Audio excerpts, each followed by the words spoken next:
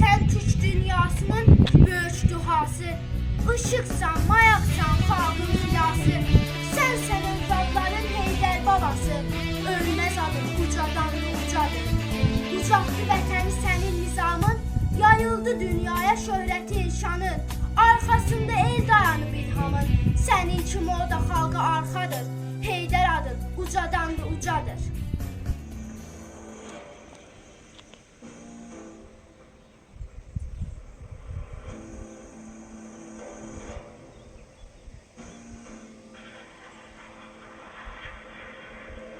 Benim yoluma bak, ezelden haktır. Hakkı güçsüz bilip gülmək günahtır. Gələcək cəzanı çəkməyin vaxtdır. Hesabı axırda kəsən millətəm.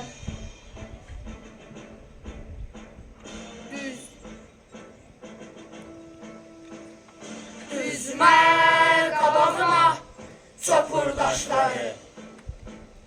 Səsləsəm dikələrək dağ qardaşları. İstəsən tarixi bir də başlaram.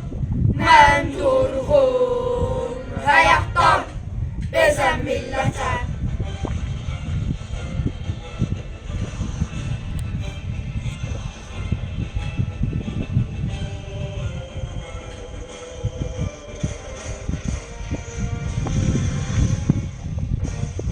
Çəkil torpağımdan ey yağı düşmən. Mən şeytanın ümidini üzən millətəm. Dünyanı üstümə qaldırdın yetər. Dünyanın dərdinə dözən millətəm.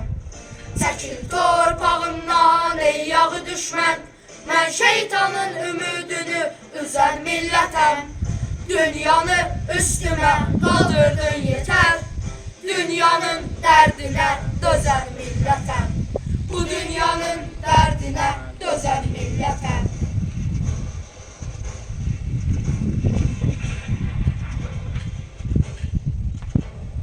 Tarix bizə pay ayırıb, odlar yurdu gözəl vətən. Damarından qanım coşur Azərbaycan kəlməsində.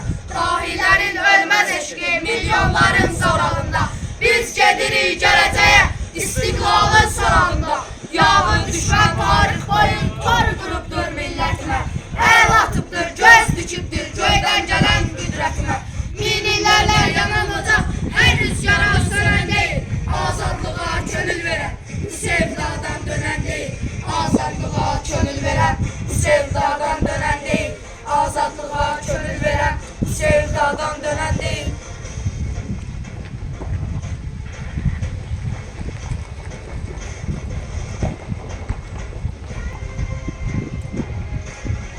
Babaların igid ruhu dirildi. Ömür bize vətən üçün verildi. Qisas deyil Türk yaddaşı şanımız. Qurban getsək halal olsun qanımız. O qansızdan öcümüzü almasaq, vətən bizi oğul deyib öyməsin. Dur qardaşım, silahımız qeyrətdir. Cənnət yurda iblis əli dəyməsin. Çəkil torpağımdan ey yağı düşmən. Mən şeytanın ümidini üzən millətəm. Dünyanı üstümə qaldırdın yetər. Dünyanın dərdinə dözən millətəm. Çəkil torpağımdan ey yağı düşmən. Mən şeytanın ümidini üzən millətəm. Dünyanı üstümə qaldırdın yetər. Dünyanın dərdinə dözən millətəm.